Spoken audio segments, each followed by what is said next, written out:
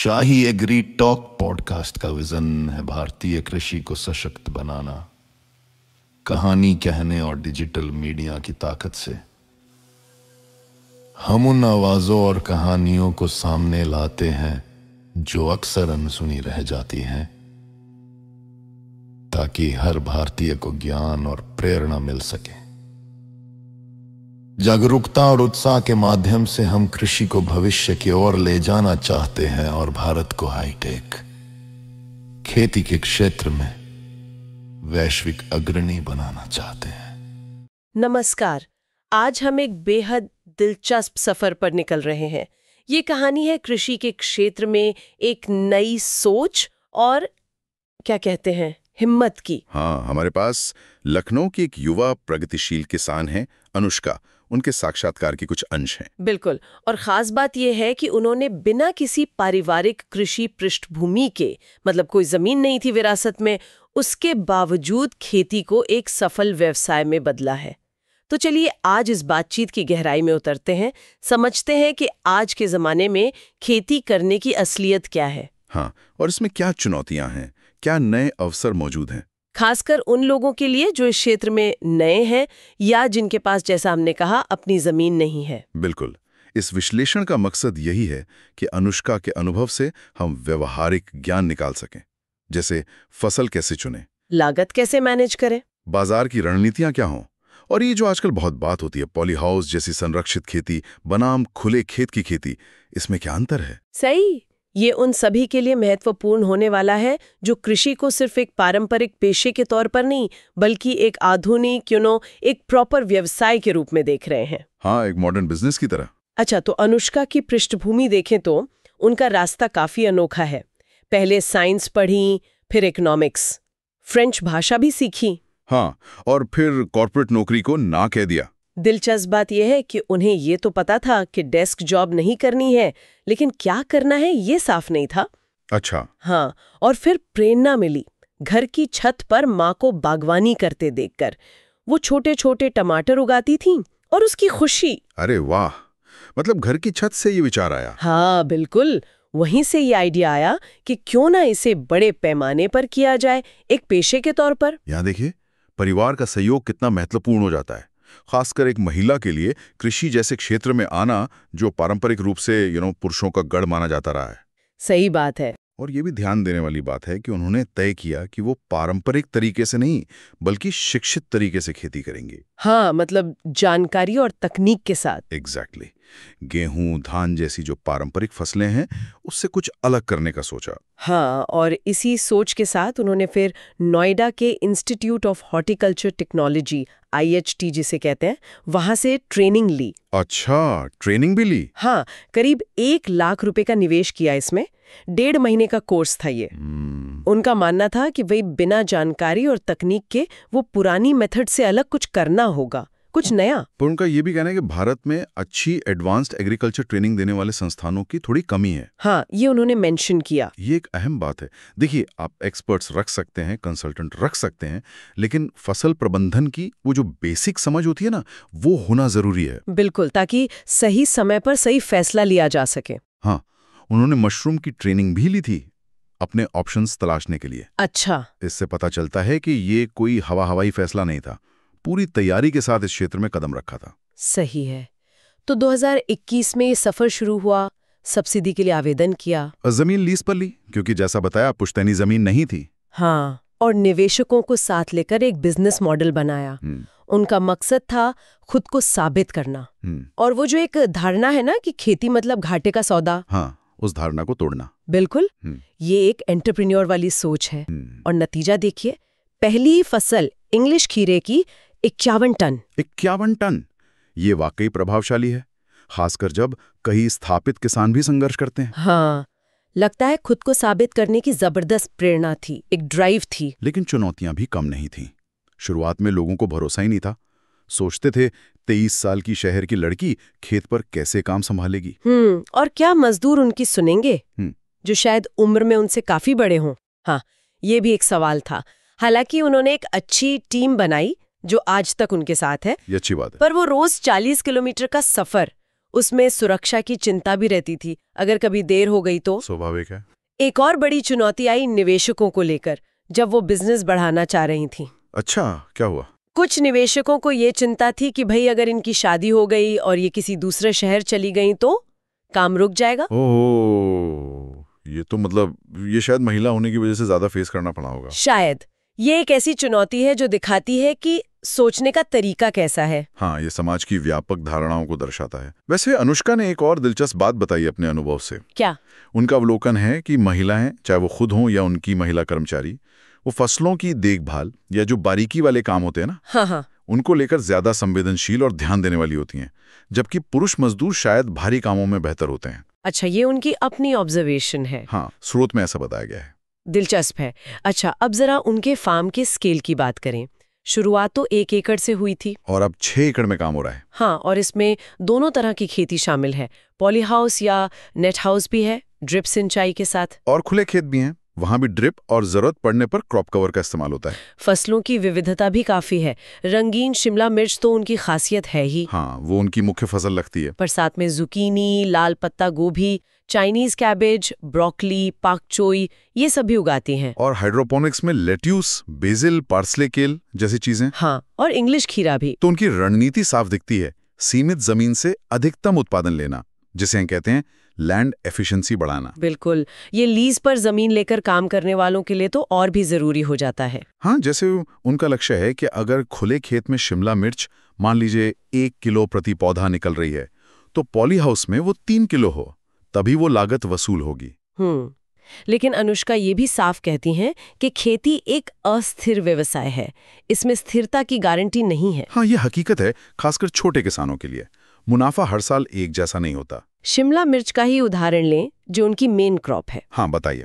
पहला साल 2021, 1 एकड़ से 28 टन उपज हुई और रेट अच्छे मिल गए तो करीब 32 लाख का रेवेन्यू। वाह, ये तो बहुत बढ़िया शुरुआत थी। हाँ, लेकिन दूसरे साल उपज बढ़कर 35 टन हो गई। उन्होंने मिट्टी का स्वास्थ्य सुधारा था तो उपज बढ़ी। अच्छा, ये मिथक भी टूटा कि उपज घटती है। हाँ, पर उस साल रेट कम मिले तो रेवेन्यू गिरकर 22 लाख के आसपास आ गया। ओह, मतलब उपज ज्यादा पर कमाई कम। हाँ, और तीसरे साल नर्सरी में कुछ दिक्कत आई, फिर थ्रिप्स कीट का हमला हुआ, उसके बावजूद 22 टन उपज मिल गई। फिर भी ठीक ठाक। हाँ, लेकिन उस साल रेट बहुत ही ज्यादा खराब मिले। तो मतलब तीनों साल का अनुभव बिल्कुल अलग अलग रहा। बिल्कुल, इसीलिए वो कहती हैं कि 1 साल की बम्पर कमाई देखकर इस फील्ड में कूद पड़ना ठीक नहीं। सही बात है। असली तस्वीर कम से कम 3 साल के औसत से ही समझ आती है। कीमतों का ये उतार चढ़ाव समझना बहुत जरूरी है। हाँ, जैसे उन्होंने बताया कि रंगीन शिमला मिर्च का रेट कभी-कभी 20-30 रुपए प्रति किलो तक गिर जाता है। खासकर अप्रैल मई में। उत्तर भारत में गर्मी बढ़ती है, सप्लाई ज्यादा हो जाती है, माल जल्दी खराब होता है। और कभी-कभी शुरुआती सीजन में, जैसे अक्टूबर, नवंबर, दिसंबर में रेट 400-420 प्रति किलो तक भी जा सकता है। हाँ, उस समय उत्तर भारत में सप्लाई कम होती है। हालांकि बेंगलोर का बाजार भी रेट को प्रभावित करता है, वहां से भी माल आता है। तो अनुष्का का सुझाव है कि योजना बनाते समय एक औसत बिक्री मूल्य, जिसे ASP कहते हैं, वो 70-80 रुपए प्रति किलो मानकर चलना चाहिए। और औसत उपज लगभग 20 टन प्रति एकड़। ये उत्तर भारत का एक सामान्य अनुमान है। तो ये जो धारणा है कि हर साल 20 लाख रुपए प्रति एकड़ कमा लेंगे, ये बिल्कुल गलत है। हाँ, ये एक मिथक है जिसे वो तोड़ना चाहती हैं। अच्छा, अब आते हैं मार्केटिंग रणनीति पर। वो कैसे बेचती हैं? हाँ, ये जानना जरूरी है। उनकी रणनीति मिलीजुली है। लगभग 20% माल वो सीधे रिटेल में बेचती हैं, B2C, जैसे ब्लिंकिट या लुलु हाइपरमार्ट जैसे स्टोर्स को सप्लाई करना। और बाकी 80%? बाकी 80% थोक में यानी मंडी में जाता है। उनका मानना है कि जब रोजाना 1000 किलो जैसी बड़ी मात्रा में उपज निकल रही हो, हाँ, तो उसे सिर्फ रिटेल में बेचना संभव नहीं है। वॉल्यूम बहुत ज्यादा है। सही। तो रिटेल का मकसद सिर्फ ज्यादा मुनाफा कमाना नहीं है। नहीं, बल्कि एक ब्रांड बनाना है, ग्राहक आधार तैयार करना है कि लोगों को पता चले कि अच्छा, ये माल यहाँ से आ रहा है, इसकी क्वालिटी अच्छी है। हाँ, एक पहचान बनाना। हो सकता है ब्लिंकिट जैसे खरीदार मंडी से 15-20 रुपए प्रति किलो ज्यादा दे दें। हाँ, लेकिन उसके लिए उन्हें सिर्फ A ग्रेड माल चाहिए होगा, जैसे 120 ग्राम से ज्यादा वजन वाला फल। खास पैकेजिंग करनी होगी, ग्रेडिंग करनी होगी, ट्रांसपोर्ट का खर्चा अलग। हाँ, तो इन सब अतिरिक्त लागतों के बाद मुनाफे का फर्क शायद बहुत कम रह जाता होगा। बिल्कुल। असल में मंडी के रेट ही काफी हद तक रिटेल के रेट तय करते हैं। वो बेसलाइन है। समझ गया। चलिए अब उस अहम सवाल पर आते हैं, संरक्षित खेती जैसे पॉली हाउस बनाम खुले खेत की खेती, दोनों के अपने फायदे नुकसान हैं। हाँ, ये तो एक बड़ा डिबेट है आजकल। पहले संरक्षित खेती यानी पॉली हाउस की बात करते हैं। फायदे क्या हैं? सबसे बड़ा फायदा है मौसम पर बेहतर नियंत्रण। हाँ, इससे फसल का सीजन लंबा हो सकते हैं। जैसे उन्होंने बताया कि शिमला मिर्च वो अगस्त में लगा लेती हैं पॉली हाउस में, जबकि खुले खेत में शायद सितंबर अंत तक इंतजार करना पड़ता होगा। सही, और उपज ज्यादा और क्वालिटी बेहतर होने की संभावना भी रहती है। हाँ, क्योंकि बाहरी मौसम का असर कम होता है। जल्दी बुआई भी संभव है। लेकिन नुकसान भी है। सबसे बड़ा तो है शुरुआती लागत। हाँ, वो बहुत ज्यादा है, करीब 50 लाख रुपए प्रति एकड़ तक जा सकती है। और सरकारी सब्सिडी पूरी लागत कवर नहीं करती, क्योंकि वो अक्सर पुराने तय रेट्स पर आधारित होती है, जो आज की लागत से कम होते हैं। ये एक बड़ी समस्या है। और एक और बात, वो जो मिथक है कि पॉली हाउस में कीड़े नहीं आते, हाँ, वो बिल्कुल गलत है। असल में वो बंद और ह्यूमिड वातावरण कई बार कीड़ों के लिए ज्यादा अनुकूल होता है। अच्छा, मतलब खतरा ज्यादा है। हाँ, इसलिए बायोपेस्टिसाइड का इस्तेमाल, साफ सफाई का ध्यान रखना, ये सब बहुत जरूरी हो जाता है। और हाईटेक सिस्टम में तकनीकी दिक्कतें भी आ सकती हैं, जैसे फैन पैड सिस्टम वगैरह में। बिल्कुल, उनके लिए फिर पावर बैकअप चाहिए और उनको चलाने का कौशल भी चाहिए। अब आते हैं खुले खेत की खेती पर। इसके क्या फायदे हैं? सबसे बड़ा फायदा कम शुरुआती निवेश, खासकर ड्रिप सिंचाई पर मिलने वाली सब्सिडी के साथ।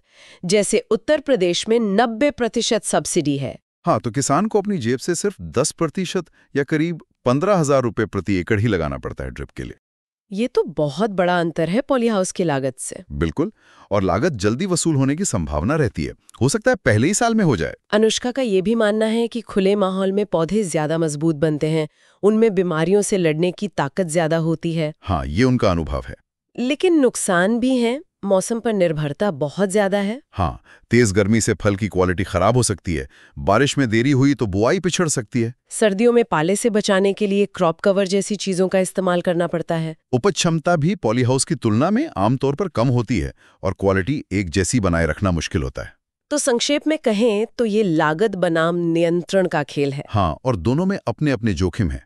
लेकिन ड्रिप सब्सिडी ने खुले खेत में खेती को छोटे किसानों के लिए ज्यादा सुलभ जरूर बना दिया है। और खुले खेत में सफलता के लिए टाइमिंग का खेल बहुत महत्वपूर्ण है, जैसा आपने कहा। बिल्कुल, सही समय पर फसल लगाकर बाजार में अच्छा रेट पाना, यही कुंजी है। हाँ, अनुष्का का मिट्टी के स्वास्थ्य पर जोर देना भी महत्वपूर्ण लगता है।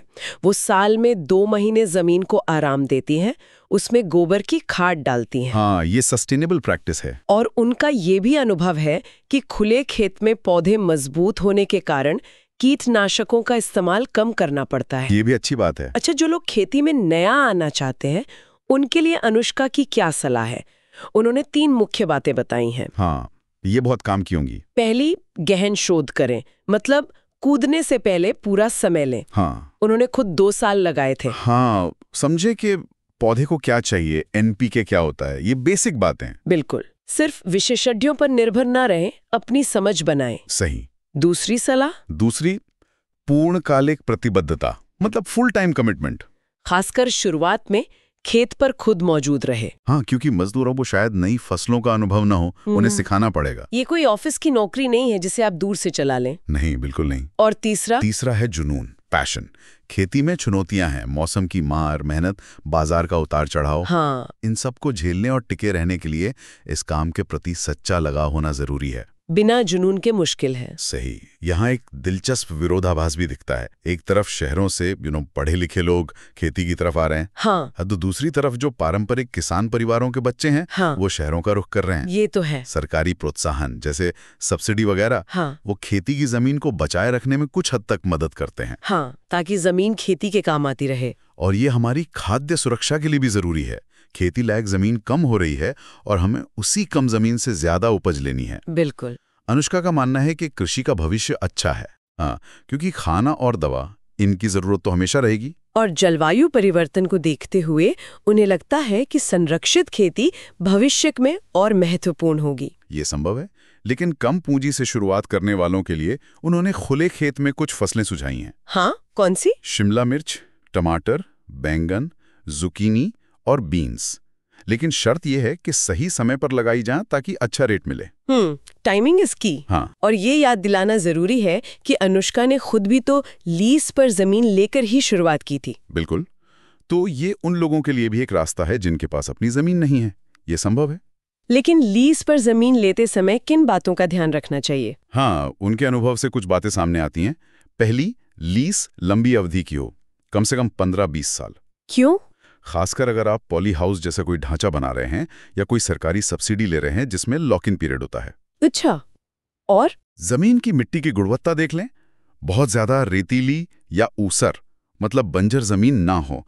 रेतीली मिट्टी में नीमाटोड जैसी समस्याएं ज्यादा हो सकती हैं। नीमाटोड वो क्या होते हैं? वो एक तरह के सूक्ष्म कीड़े होते हैं जो पौधों की जड़ों को नुकसान पहुंचाते हैं। ओके। और लीज अग्रीमेंट? हाँ, वो रजिस्टर्ड होना चाहिए ताकि कानूनी रूप से आप सुरक्षित रहें। किराया भी देखना होगा? बिल्कुल, किराया वाजिब हो। अनुष्का के इलाके में 6,000 रुपये प्रति बीघा प्रति वर्ष है, पर कहीं कहीं ये 50,000 रुपये प्रति वर्ष तक भी हो सकता है। लोकेशन और ट्रांसपोर्ट लागत का भी ध्यान रखना होगा। हाँ, बहुत जरूरी। और कोशिश करें कि एक ही जगह पर 15-20 बीघा जैसा बड़ा टुकड़ा मिल जाए। छोटे छोटे टुकड़े मैनेज करना मुश्किल होता है। तो हमने देखा कि अनुष्का की कहानी में जुनून है, व्यापारिक समझ है और जमीनी हकीकत का ज्ञान भी है। हाँ, इन सब का मिश्रण है। खेती आसान नहीं है, ये साफ है। इसमें रिसर्च चाहिए, पूरी लगन चाहिए और उतार चढ़ाव झेलने की हिम्मत भी चाहिए। लेकिन ये फायदेमंद हो सकती है और ये भी सच है कि इसे बिना अपनी जमीन के भी सफलतापूर्वक किया जा सकता है। बिल्कुल। इस पूरी बातचीत से एक विचार मन में आ रहा है। क्या? जिस तरह अनुष्का मिट्टी के स्वास्थ्य पर, कम रसायनों के इस्तेमाल पर और आधुनिक तकनीक पर जोर दे रही हैं, क्या भविष्य में हमें खेती के कुछ नए मिले-जुले मॉडल देखने को मिल सकते हैं? मतलब क्या हम पारंपरिक ज्ञान जैसे मिट्टी को पोषण देना और आधुनिक संरक्षित खेती की तकनीकों का कोई ऐसा संगम देख पाएंगे जो सिर्फ खुला खेत बनाम पॉली हाउस के इस बंटवारे से आगे जाए? हाँ, ये सोचने वाली बात है कि टिकाऊ और मुनाफे वाली खेती का अगला रूप क्या होगा। शायद कोई हाइब्रिड मॉडल। ये एक सवाल है जिस पर आगे सोचा जा सकता है।